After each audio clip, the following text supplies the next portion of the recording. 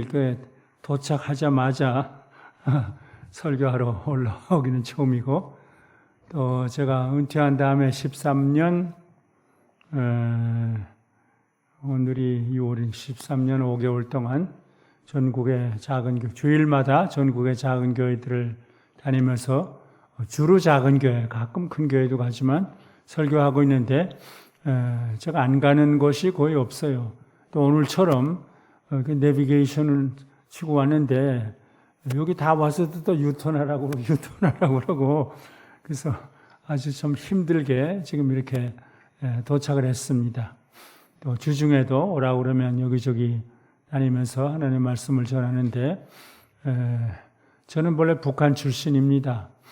아버지가 신의주에서 9년 동안 목회하시고 평양에서 2년 동안 목회하시다가 일본 시대 때도 맨날 감옥에 잡혀가서 감옥살이를 하시고 신사참배 반대한다고, 공산치하에서도 공산 정권과 타협하지 않는다고 맨날 감옥에 가 계시다가 6.25 일어날 때 그때 며칠인가 하여튼 순교를 하셨어요. 그래서 저는 아버지로부터 신앙의 유산을 물려받고 어머니로부터 순수한 희생적인 사랑의 유산을 물려받아서 아버지가 순교하시기 2년 전에 1950년에 6.25가 났으니까 48년에 제가 아버지에게 찾아가서 아버지, 저 여기서는 신앙생활 할 수 없을 것 같아요. 저 남쪽으로 가겠어요. 그러니까 아버지가 그러면 가라. 그래서 11살 때부터 부모를 떠나서 고향을 떠나서 고아가 되고 나그네가 되고 참 일별의 슬픔과 고난과 고통과 아픔을 지니고 살았는데, 하나님께서 저에게 너무너무 많은 복을 주셔서 아마 저만큼 공부를 많이 한 사람이 있을까? 저만큼 목회를 많이 하고 교수 생활을 많이 하고 선교 사역을 많이 하고 구제를 많이 하고 연합운동을 하고 또 지금까지도 은퇴한 지 13년 5개월 동안 건강 때문에 걱정한 일이 없고 돈 때문에 걱정한 일이 없고 병원에 가는 일이 없고 돈 달라고 누구한테 또 부탁하는 일이 없고, 이렇게 지금 85세가 조금 지났나? 그런데 부족함이 없이 이렇게 다니는데, 오늘 이렇게 세일의 평화 기도에 저를 불러주어서 오늘 이렇게 여러분들과 함께 하나님께 예배드리면서 말씀을 전하게 돼서 얼마나 고맙고 감사한지. 그런데 요한복음 20장을 본문으로 화해와 평화에 대한 말씀을 전해주세요. 그래서 오늘 요한복음 20장 11절에서 18절까지 본문으로 삼고 화해와 평화의 은혜를 베푸신 부활의 주님, 이란 제목으로 말씀을 전하려고 그러는데, 요한복음 20장에는 예수님이 세 사람에 부활하신 다음에 세 사람에게 나타나서 말씀하신 그 말씀이 기록되어 있어요. 그래서 오늘 부활의 주님께서 나타나서 참 버림받아 마땅한 죄인들이에요. 막달라 마리아는 죄인 중에 죄인이고 7 귀신 들렸던 인간 쓰레기고, 11 제자들도 예수님이 십자가에 달려 죽으시니 다 도망가고 방에 숨어 있던 사람이고, 도마는 거기도 안 있고 그냥 딴 데 갔다가 온 사람이고, 근데 성자 예수님께서 인간 쓰레기와 같은 7 귀신 들렸던 막달라 마리아에게 나타나서 너무 참 화해와 평화가 넘치는 그런 말씀을 해서 막달라 마리아로 하여금 누구보다도 주님을 사랑하고 십자가의 주님을 전하는 그런 사람으로 살게 했고, 또 11 제자들도 또 거기에는 베드로도 있어요. 배신자도 있어요. 그들을 찾아가서 그들에게 위로와 격려의 말씀을 해주셔서 그들의 대부분이 마지막까지 참 복음을 전하면서 순교의 길로 걸어갔고, 도마도 그렇게 됐고, 그런 말씀을 전하려고 하는데,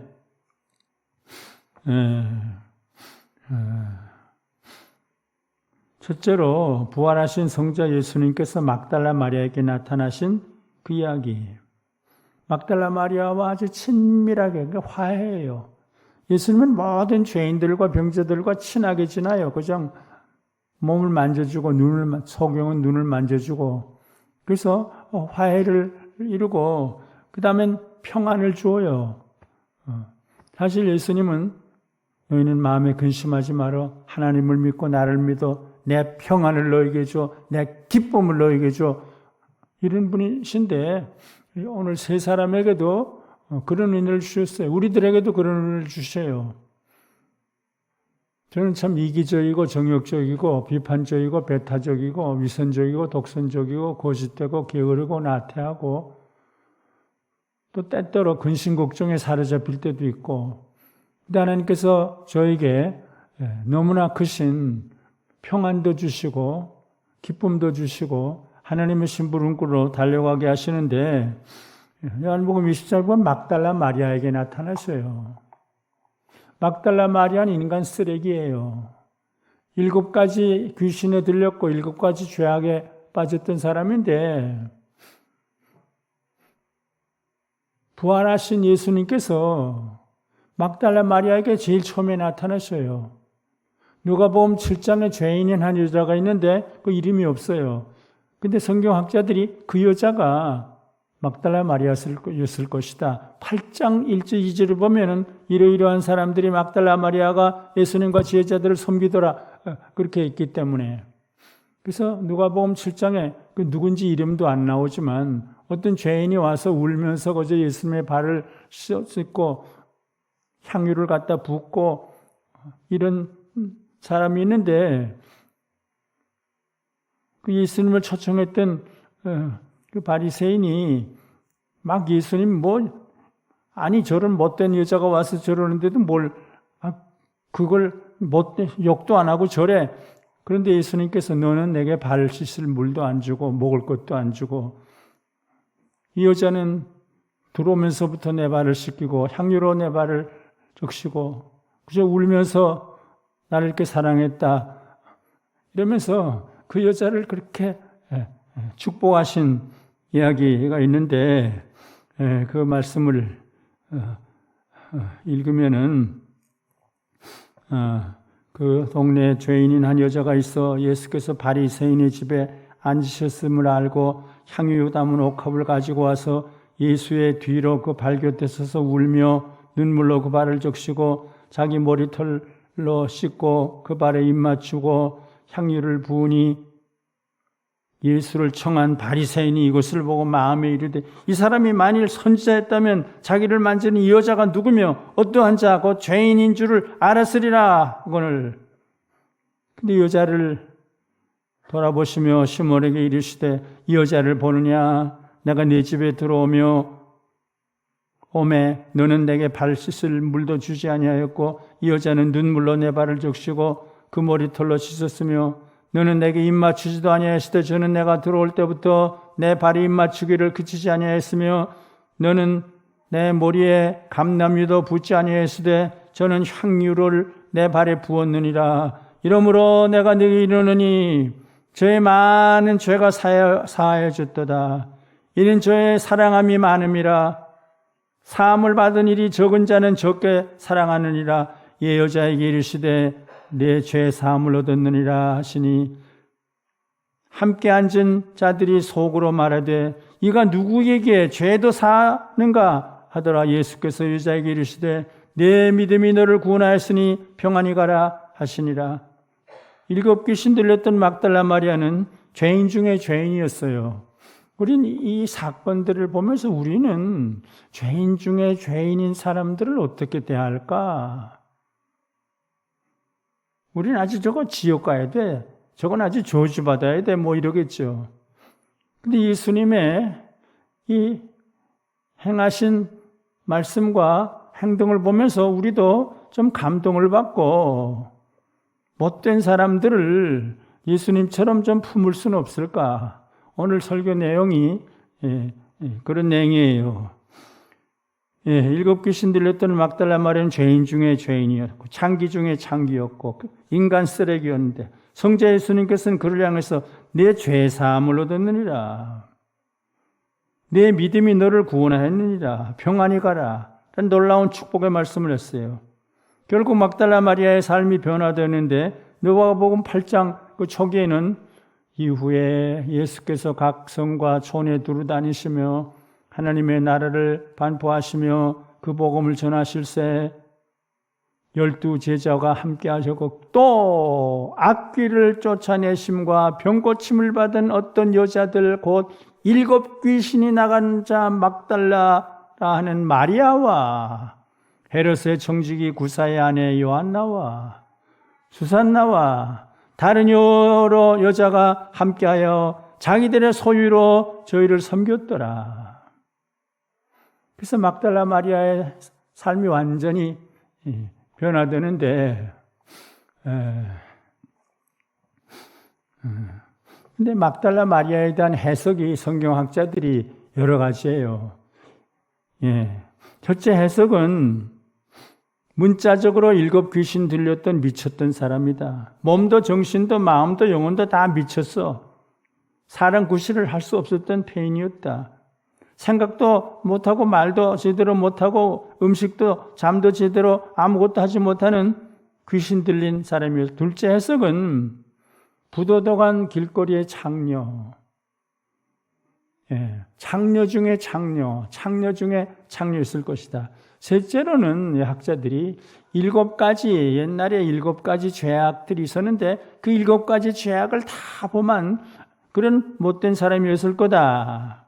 7가지 죄악이 있었는데 교만의 죄, 시기의 죄, 분노의 죄, 음란의 죄, 탐욕의 죄, 무절제의 죄, 게으름의 죄, 7가지. 그래서 이런 인간 쓰레기를 어떻게 예수님이 그렇게도 사랑하시고 축복하셨을까? 어떻게 그를 그렇게 친하게 지내셨을까? 그리고 그게 어떻게 평안을 주었을까?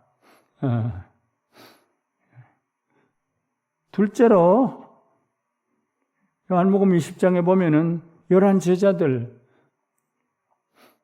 예수님이 십자가에 못 박히는 것이 두려워서 다 도망갔어요. 도망갔다 그때 그런 말이 여기 나와요. 그때 예수께서 우리에게 말씀하시되 너희가 강도를 잡는 것 같이 검과 뭉치를 가지고 나를 잡으러 나왔느냐? 내가 날마다 성전에 앉아 가르치되 너희가 나를 잡지 아니하였도다. 그러나 이렇게 된 것은 다 선지자의 글을 이루려 함이라 하시더라. 이에 제자들이 다 예수를 버리고 도망가니라. 도망갔다는 말이 도망갔다 이런 말이 계속 나와요. 수제자 베드로는 예수님을 3번씩이나 배신을 해요. 난 예수 몰라. 예수 구선 사람 만난 일이 없어. 그런데 성자 예수님께서 11 제자에게 나타나셔요. 그리고 위로와 격려의 말씀 또 사명을 새로 주셔요. 그 말씀들이 여기 쭉 여기 있는데 베드로가 바깥들에 앉았더니 이건 부인하는 거고 또 부인을 또 계속 했는데 성자 예수님께서는 12 제자들이 다 도망을 가고 수제자 베드로는 주님을 3번씩이나 부인하는 것을 다 아시면서 몽둥이들로 처벌하는 대신에 저희들에게 나타나서 부드러운 말씀으로 내가 살아났어. 너희는 내가 살아나는 것을 전해야 돼.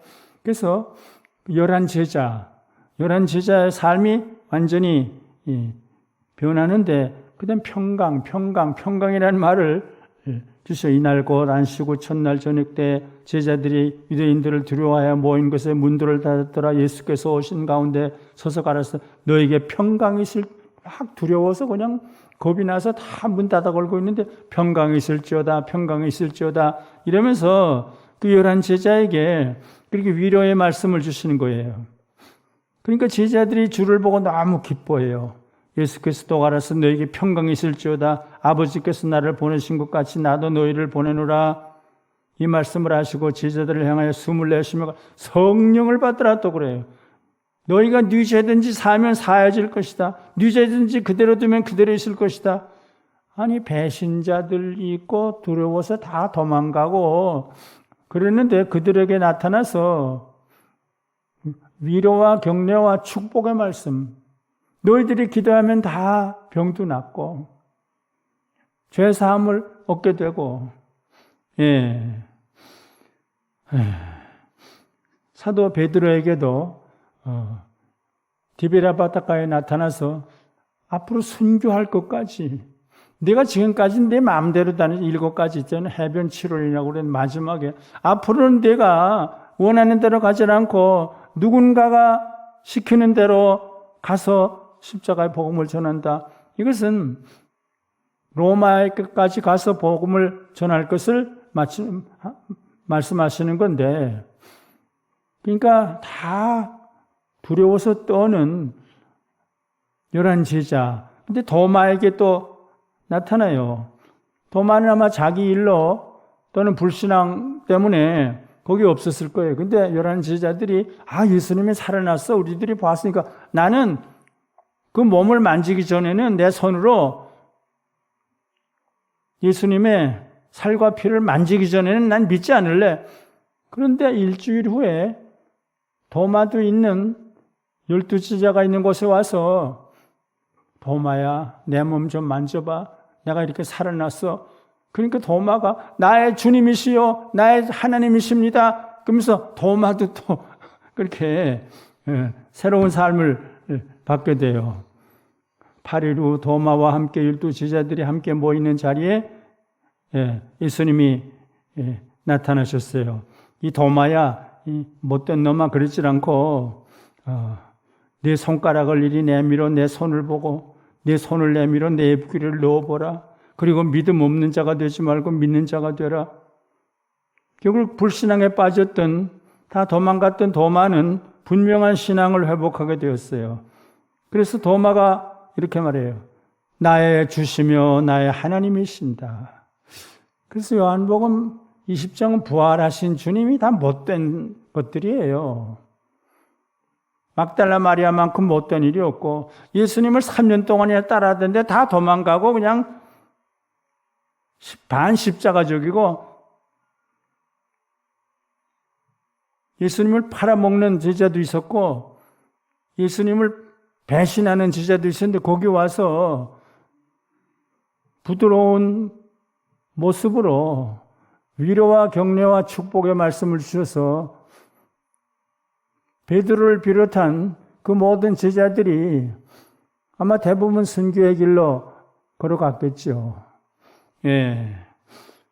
이것으로 요한복음 20장을 본문으로 삼고 화해와 평화와 은혜를 베푸신 부활의 주님이라는 제목의 설교를 마무리를 한다고 생각을 해요. 그런데 이와 같은 설교를 하고 이와 같은 설교를 들은 우리들이 그럼 우리는 어떻게 해야 되냐? 성경 말씀은 우리가 보면서 구약을 보든지 신약을 보든지 그때 그저 아브라함에게, 다윗에게, 모세에게 한 것이 아니라 우리들, 성경은 그 당시에는 그 누군가에게 하지만 다 이 세상에 하나님의 은혜로 예수님을 믿고 예수님을 따른 우리들을 위해서 구약 성경도 신약 성경도 다 쓰셨다고 생각을 해요. 막달라 마리아와 같은 죄인을 보면 너희들은 어떻게 할 것인가? 예수님은 잘 믿는다고 했지만 배신한 그런 불신의 사람들을 보면 너희는 어떻게 해야 될 것인가? 그런 생각을 여기 그런 질문을 하게 된다고 생각해요. 이와 같은 설교를 하고 이와 같은 설교를 들은 우리들은 어떤 삶을 살아야 한다고 생각을 합니까?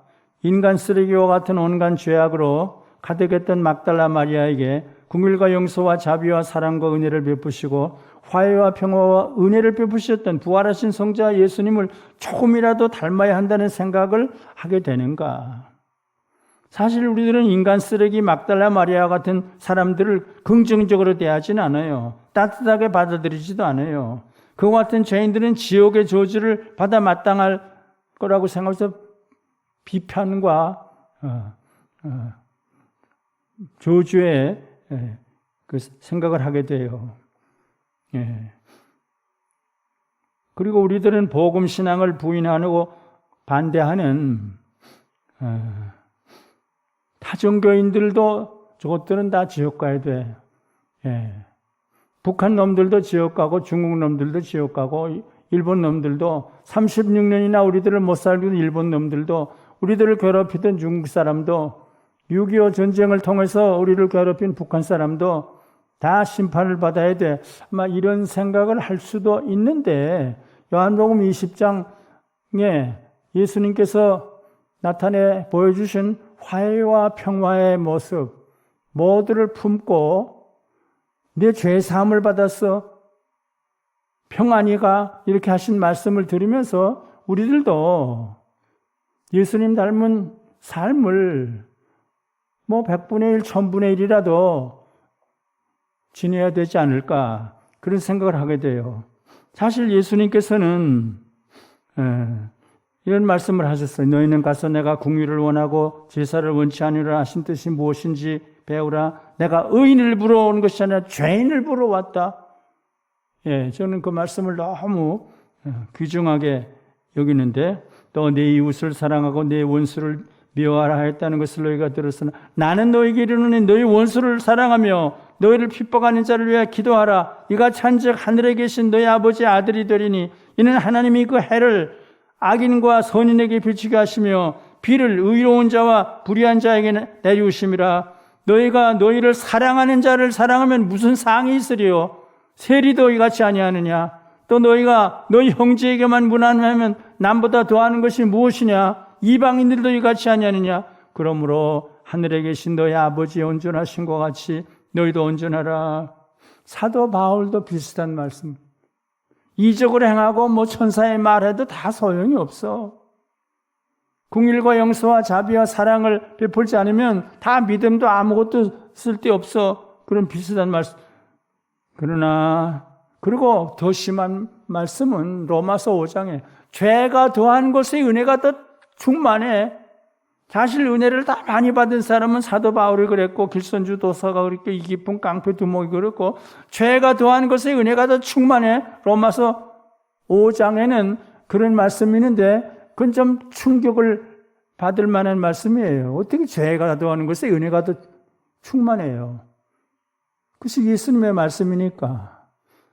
예수님이 이렇게 저주받아 마땅한 인간 쓰레기와 같은 것들을 품고 사랑했으니까 우리들도 요한복음을 보면서 화해와 평화,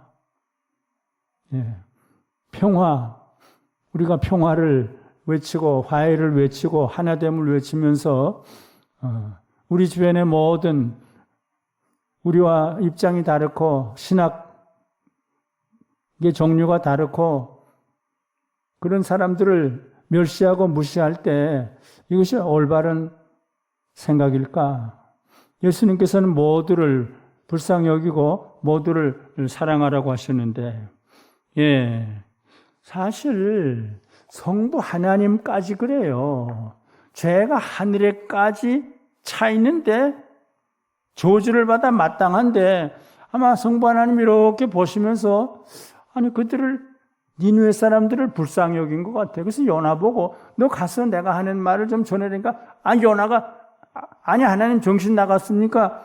그리고 도망을 가요. 도망을 가는데 배를 타고 도망을 가는데 하나님께서 풍랑을 일으키게 했어요. 근데 그 배에 있던 사람들이 저 요나 때문에 이렇게 풍랑이 일어나나 보다. 우리 죄 때문에. 그래서 요나를 바다에 집어넣었더니 하나님께서 고래를 준비해서 그 고래 뱃속에 3일 동안 들어가게 하니까 그러니까 요나가 회개를 하는 거죠. 하나님 내가 잘못했습니다. 하나님 하시는 대로 하겠습니다. 그랬더니 고래 뱃속에서 건져서 니느웨로 그럼 가라. 근데 가서 설교도 많이 안 했어. 너희들이 죄가 있어서 이제 심판을 받게 돼. 그 말밖에 안 했어요.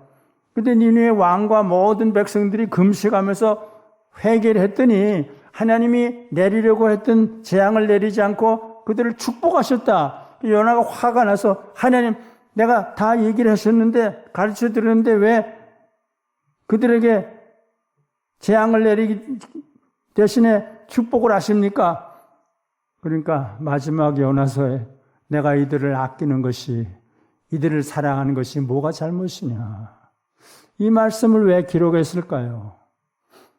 우리들도 요나처럼 그러지 말고 성부 하나님처럼, 성부 하나님께서는 또 신명기 10장에 보면 너희 하나님은 전능하신 하나님인데 고아와 과부와 나그네를 사랑하시고 먹을 것을 주시고 입을 것을 주시고 사랑하시는데 너희들도 고아와 과부와 나그네를 사랑하라. 사실 너희들이 애굽에서 고아와 나그네로 살지 않았느냐, 이런 말씀도 하시고, 성자 예수님 좀 심하죠.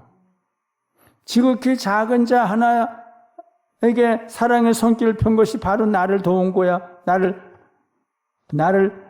나에게 도움의 손길을 편 거야. 너희들은 다 천국 가. 이건 좀 이상해요. 예수님 믿고 회개하고 이래야 천국 가지. 아니, 불쌍한 사람을 조금 도왔는데 너희들은 다 천국 가고 그렇지 않은 사람 지옥 가. 그 성부 하나님도 좀 이상하신 분이고 성자 예수님도 이상한 분인데, 요한복음 20장을 보면서 막달라 마리아 한 사람이라도 막달라 마리아를 그렇게 어떻게 사랑하셨을까? 귀신이 일곱 귀신 들렸는데 아니 심판도 안 받고 어떻게 천국 가라고 그러냐? 회개하라는 말도 안 하고, 그런 생각을 하게 돼요.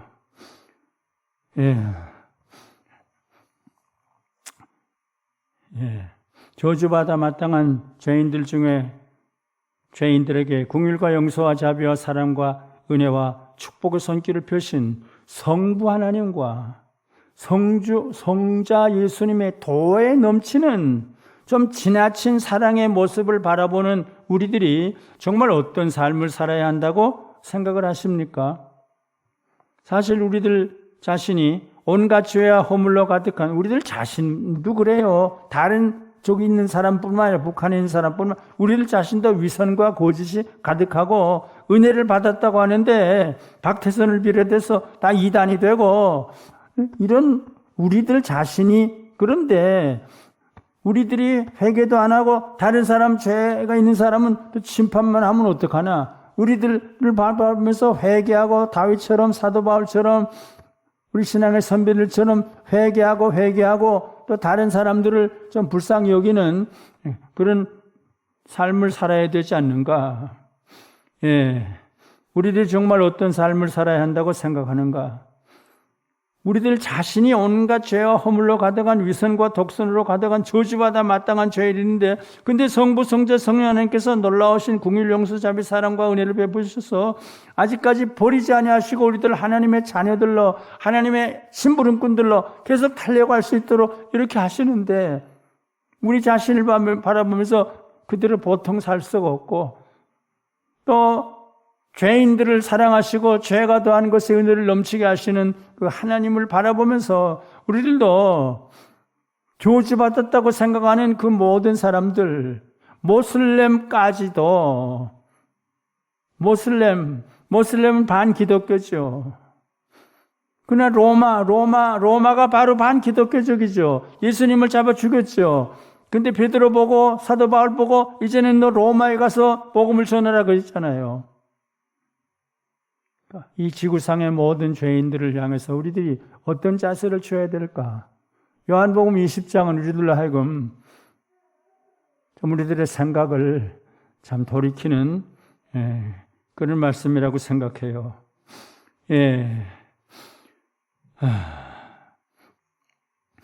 어떤 삶을 살아야 한다고? 36년 동안 조선 사람들을 괴롭힌 일본 사람들을 미워하면서 적대하면서 살아야겠습니까? 6.25 전쟁으로 남한 사람들을 괴롭힌 북한 사람들을 미워하면서 적대하면서 살아야겠습니까? 우리들을 괴롭힌 중국 사람들을 미워하면서 적대하면서 살아야겠습니까? 기독교를 반대하고 정죄하는 모슬렘 사람들을 미워하면서 적대하면서 살아가겠습니까? 아니라고 생각합니다. 성자 예수님께서 원수를 사랑하라고 말씀하셨기 때문입니다. 자기를 십자가에 못 박는 로마 군인들을 위해서 사죄의 기도를 드리셨기 때문입니다. 한국교회 목회자들과 신자들이 온갖 죄인들과 온갖 적대 인물인들을 긍휼과 용서와 자비와 사랑과 은혜의 축복의 손길을 펴면서 품을 때 우리들이 부족하지만 한국계 목회자들, 한국계 신자들이 예수님을 바라보면서 모두를 향해서 긍휼, 용서, 자비, 사랑을 손길을 편다면 화해와 평화의 역사가 여기저기서 일어나지 않을까. 북한에는 물론이고 모슬렘 나라 이런 것 저런 곳에서 제가 아프가니스탄 악의 축 중에 하나인데 가서 불쌍한 어린이들을 위해서 학교 하나를 지어주고 선물을 400명 아이들에게 많이씩 줬더니 너무 고마워하면서 어린아이들이 400명이 나오고 아프가니스탄 지도자들이 한 200~300명 나와서 준공식에 참여했는데 아이들이 나와서 노래를 하는데 예수님의 이름으로 사랑합니다 할렐루야, 예수님의 이름으로 감사합니다 할렐루야, 예수님의 이름으로 환영합니다 할렐루야. 저는 충격을 받은 일이 있어요. 제가 그런 말 가르쳐주지도 않았지만 그 다음날 어떤 아이가, 조그만 아이가 와서 선생님 고맙습니다. 우리 아프가니스탄 어린이들을 위해 학교 지어주시고 선물 주셔서 고맙습니다. 과자들 주시고 초콜릿 주셔서 감사합니다. 근데 우리 아빠가 어제 저에게 주신 초콜릿 과자를 뺏어 먹었어요. 이런 말까지 하도록 그렇게 마음이 열리는 것을 저는 방글라데시에서도 봤고 아프가니스탄에도 봤고 아프리카의 부르키나파소에서도 봤고, 그래서 모슬렘 사람들도 괜찮다. 설교할 필요도 없고 그래서 사랑의 손길을 펴면 예수님의 이름이 나오는구나. 제가 그런 생각을 하게 됐는데 이제 이제 말씀을 마칩니다. 한국교회 목회자들과 신자들이 온갖 죄인들과 온갖 적대인들을 긍휼과 용서와 자비와 사랑과 은혜와 축복의 손길을 펴면서 품을 때 화해와 평화의 역사가 이곳저곳에서 일어나게 될 것이라고 생각해요. 화해와 평화와 은혜를 베푸신 부활의 주님을 조금이라도 닮아가면서 이 세상 곳곳에 화해와 평화의 역사가 일어나게 되기를 간절히 바라고 소원하면서 이것으로 마무리를 합니다. 잠깐 기도드리겠습니다. 하나님 아버지, 죄인 중에 죄인들을 불쌍히 여기시고 내버리지 아니하시고 저주하지 아니하시고 긍휼 용서 자비를 베푸시고 막달라는 마리아와 같은 죄인 중에 괴수 인간 쓰레기를 버리지 아니하시고 품어주시고 용서하시고 죄 사함을 주시고 평안을 주신 예수님, 우리들이 미워하는 일본 사람들, 중국 사람들, 북한 사람들, 모슬렘 사람들, 타종교인들까지 종교를 품는 것이 아니라 타종교의 틀을 쓰고 살아가는 그 사람들을, 북한 공산 정치를 품는 것이 아니라 공산 정치 가운데 살아가는 북한 사람들을 품으면서 긍휼 용서 자비 사랑 화해와 평화와 하나됨의 은혜를 베풀면서 사는 귀중한 하나님의 자녀들 심부름꾼들이 되도록 은혜와 자비와 사랑을 가득가득 베풀어 주시옵소서. 예수님의 이름으로 기도드립니다. 아멘.